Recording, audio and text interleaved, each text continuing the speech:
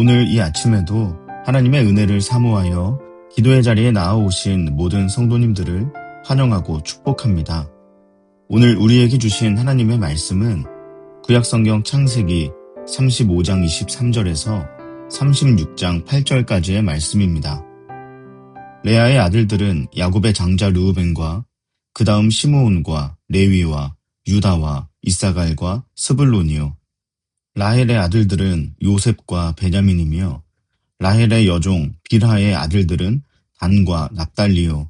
레아의 여종 실바의 아들들은 갓과 아셀이니 이들은 야곱의 아들들이요 바단 아람에서 그에게 낳은 자더라.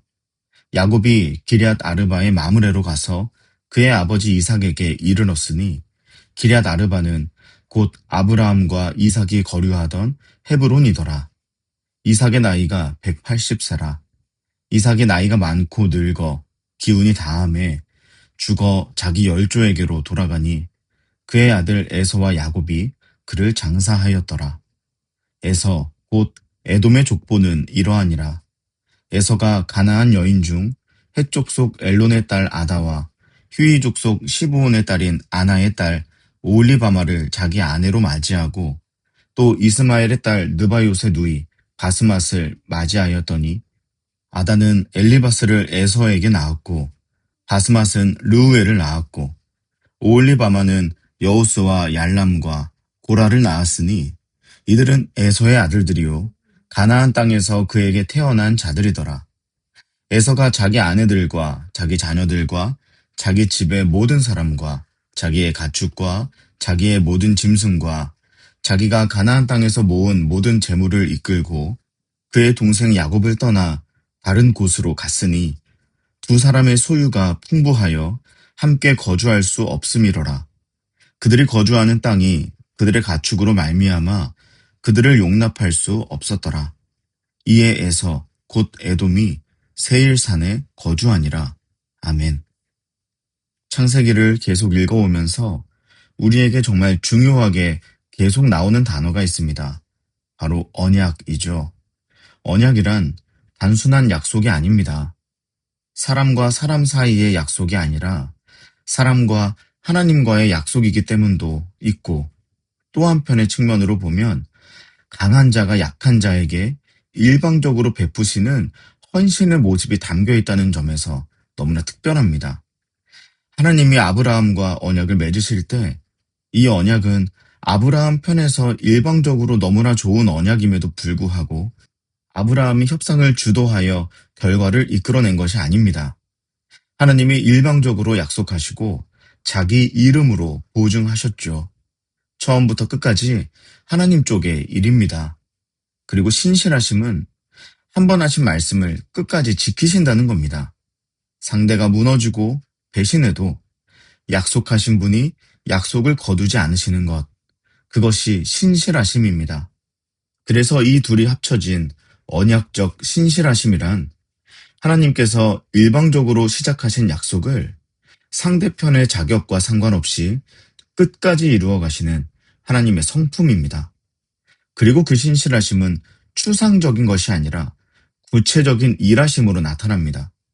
한 사람의 수명을 늘리기도 하시고 한 형제의 분노를 식히기도 하시는 너무나 일상적인 역사 안의 사건들로 말입니다. 우리의 신실함이 약속을 붙드는 것이 아닙니다. 약속하신 분의 이러한 구체적 신실하심 때문에 우리의 약속이 이루어질 수 있는 것입니다. 이 단어를 손에 쥐고 본문을 한번 살펴보겠습니다. 야곱이 보지 못한 곳에서 이 하나님의 언약적 신실하심이 어떻게 일하고 있었는지 세 장면을 통해 차례대로 보겠습니다. 첫 번째는 하나님의 셈은 흔들리지 않는다는 겁니다. 오늘 본문의 시작을 보기 위해서 어제 본문의 마지막 절을 다시 한번 보겠습니다. 22절 말씀입니다. 이스라엘이 그 땅에 거주할 때에 르우벤이 가서 그 아버지의 처 빌하와 동침하매 이스라엘이 이를 들었더라. 야곱의 아들은 12이라. 자, 읽었는데 여전히 이상하죠. 르우벤이 빌하와 동침했다. 그 다음에 야곱의 반응이 나오지 않습니다. 르우벤이 어떤 처분을 받았는지 나와 있지 않아요. 성경은 우리의 그 기대를 완전히 무시하는 것 같습니다. 아무 설명 없이 바로 다른 설명들이 이어지죠. 그리고 오늘 본문에 이 야곱의 아들들의 이름이 나열됩니다. 여러분, 칼빈이 이 지점에서 날카롭게 말합니다. 하나님은 자신의 섭리를 통해 인간의 범죄조차 그분의 목적을 방해하지 못하도록 허용하지 않으신다. 르우벤은 타락했으나 12지파의 수는 보존되었다라고 말입니다. 다시 말하면 인간의 실패가 하나님의 계획을 건드리지 못한다는 겁니다. 르우벤이 비라와 동침하였더라. 야곱의 아들들은 12이니라.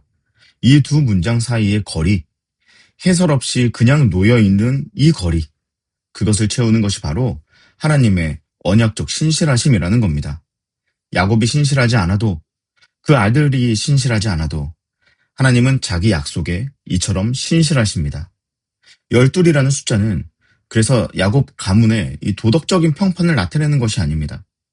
신실하신 언약의 하나님이 친히 스스로 보존하신 약속의 자리라는 것입니다. 여기서 꼭 짚어야 할 게 한 가지 있죠. 12, 이것을 보면서 우리는 이렇게 생각할 수도 있습니다. 아, 그러니까 하나님의 약속 안에 있으니까 죄를 지어도 괜찮은 거냐? 이렇게 말이죠. 아닙니다. 신학에서는 이것을 율법 폐기론이라고 부릅니다. 성경은 이러한 논리를 분명히 거부하고 있어요. 창세기 49장에서 야곱이 죽기 직전에 르우벤에게 이렇게 말합니다. 너는 탁월하지 못하리니 네가 아버지의 침상에 올라서 더럽혔습니다. 르우벤은 12명 안에는 있었지만 장자권을 잃게 됩니다.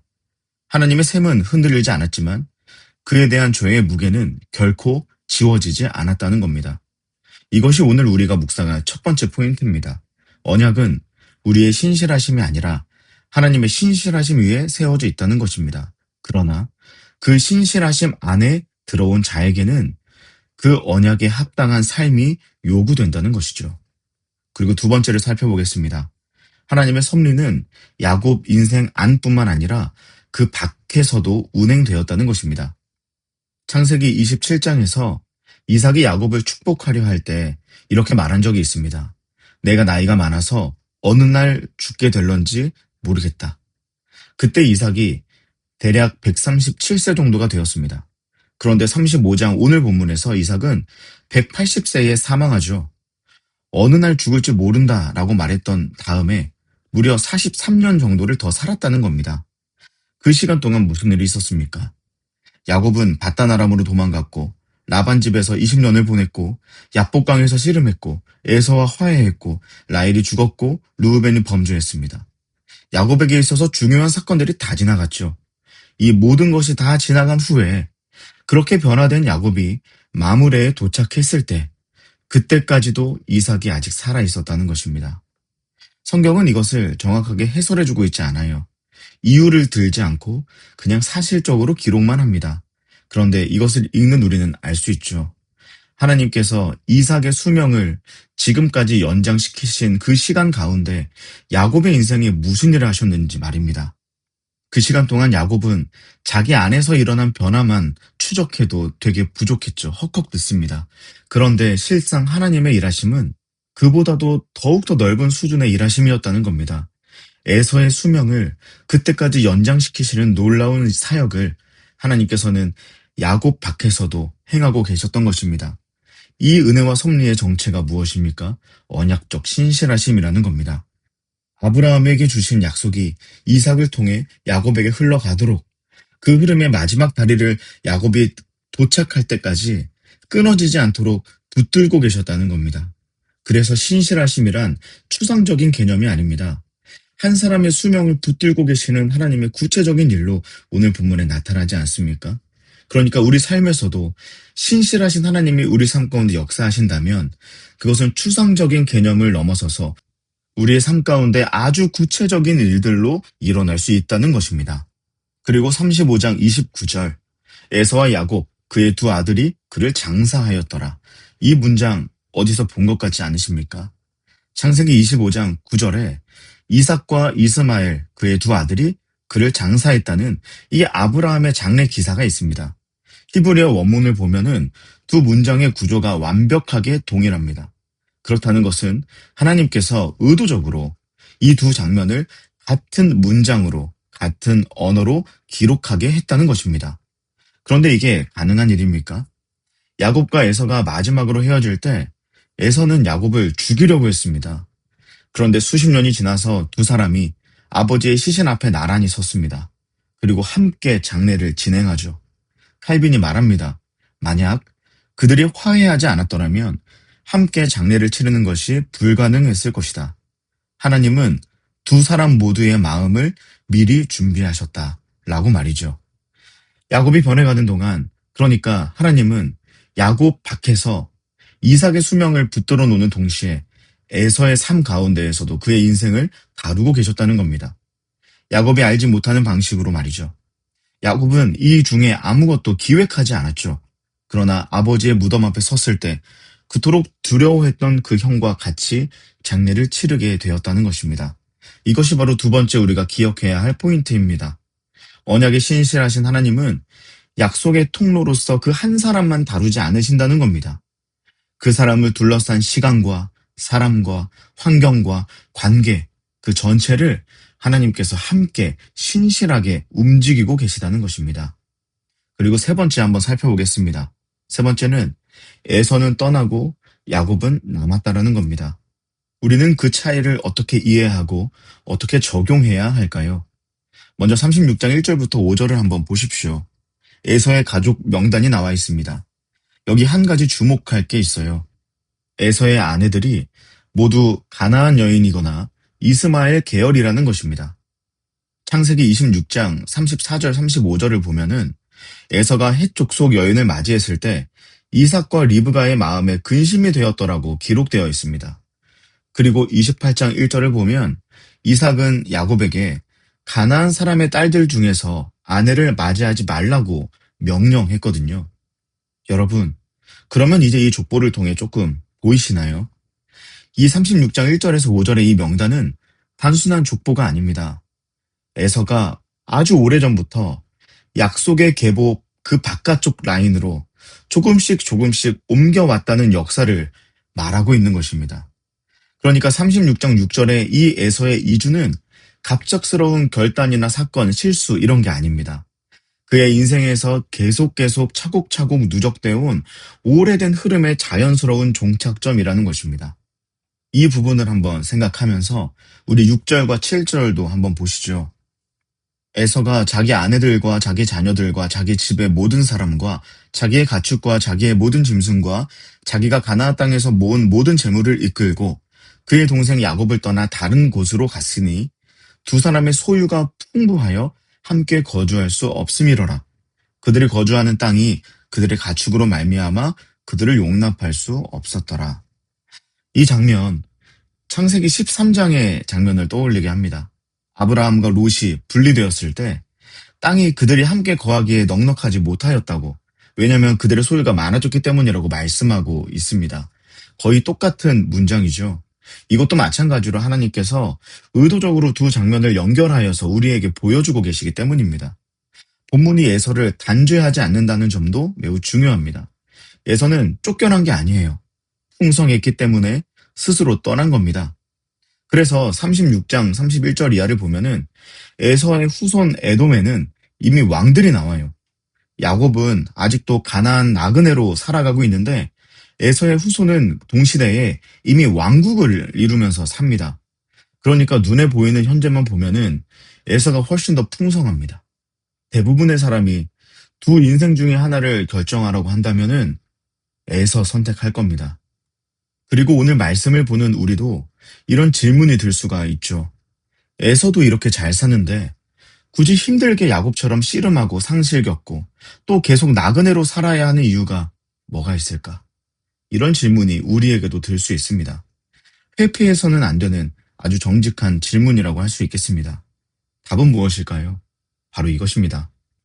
에서가 아무리 번성하였어도 그것이 그에게 돌려주지 못한 한 가지가 있었다는 것을 여러분 기억하셔야 됩니다. 히브리서 12장 16절에서 17절을 한번 보십시오. 음행하는 자와 혹 한 그릇 음식을 위하여 장자의 명분을 판 에서와 같이 망령된 자가 없도록 살피라. 너희가 아는 바와 같이 그가 그 후에 축복을 이어받으려고 눈물을 흘리며 구하되 버린 바가 되어 회개할 기회를 얻지 못하였느니라. 아멘. 에서가 팥죽 한 그릇에 판 것이 뭐였습니까? 단순한 장남의 상속권, 그 유익이 아닙니다. 아브라함과 이삭을 통해 흘러온 약속의 계보 안에 설 자리였던 것입니다. 즉, 에서가 판 것은 하나님의 언약적 신실하심이 흘러가는 그 통로 안에 설 수 있는 자리였습니다.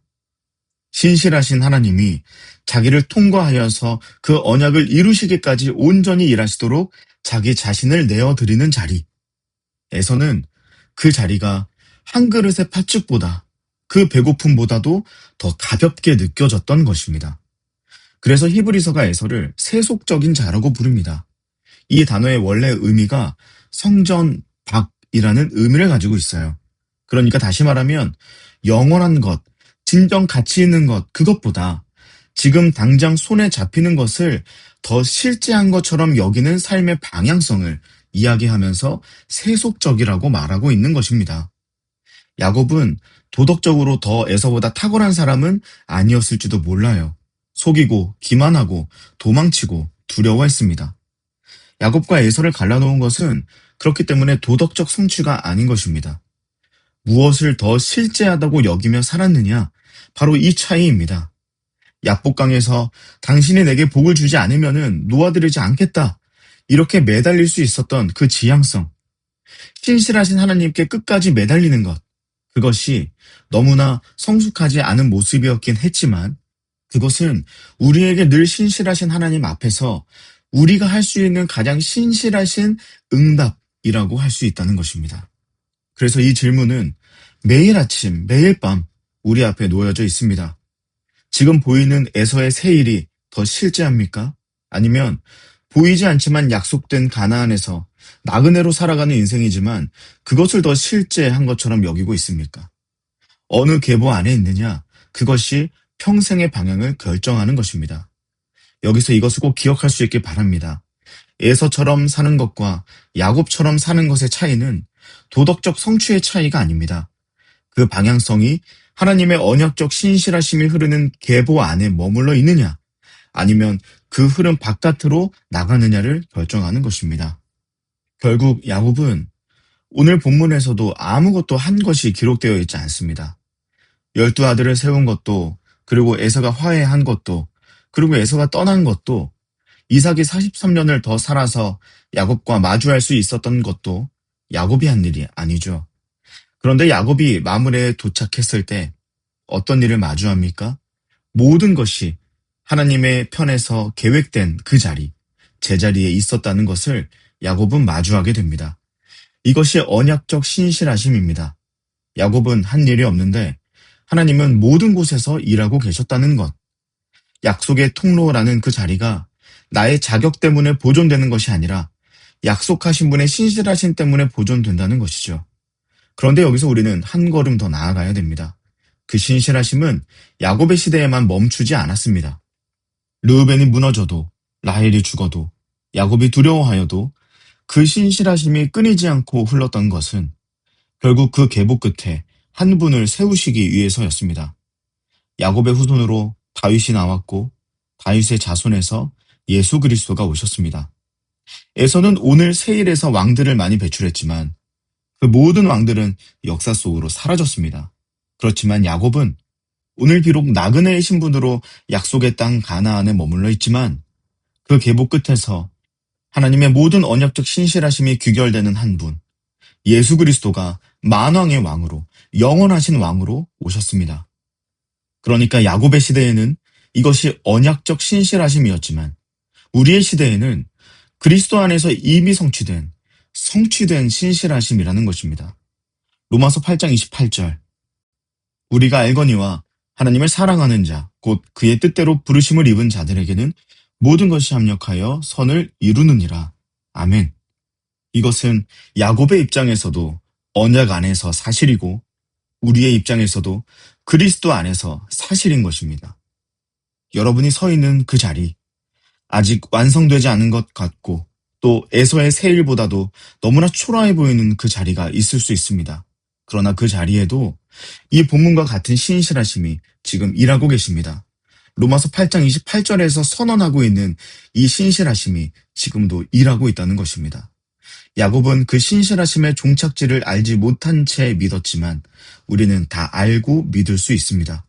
그 신실하심은 그리스도까지 흘러왔고 이제 그리스도 안에서 우리의 삶에 실제적으로 나타나고 있습니다. 그러므로 여러분, 우리의 신실함이 우리를 붙들게 내버려 두지 마십시오. 오직 그리스도 안에서 자기의 신실하심을 완성하신 그 하나님께서 오늘도 나를 붙드시도록 우리의 삶을 내어드릴 수 있기를 간절히 소망합니다. 그렇게 이제는 성취된 신실하심 안에서 언약적 신실하심을 바라보고 믿음의 길을 주님과 함께 동행하여 끝까지 신실하게 걸어갈 수 있는 그 은혜가 오늘 저와 여러분에게 있을 수 있기를 주님의 이름으로 간절히 축복합니다. 기도하겠습니다. 오늘 야곱의 이야기를 통해 주님의 언약적 신실하심을 보게 하여 주시옵소서. 야곱이 보지 못한 자리에서 일하셨던 그 하나님이 우리가 보지 못하는 오늘의 자리에서도 동일하게 일하고 계심을 믿게 하여 주옵소서. 에서의 번영이 아닌 야곱의 약속을 붙드는 내가 되게 하여 주옵소서. 우리의 신실함이 주님을 붙드는 것이 아니라 그리스도 안에서 자기 신실하심을 완성하신 주님이 우리를 붙들고 계심을 매일 기억하게 하여 주옵소서. 그리하여서 어느 날 인생을 돌아봤을 때 어느새 모든 것이 제자리를 찾아 있음을 발견하는 은혜를 경험하게 하옵소서.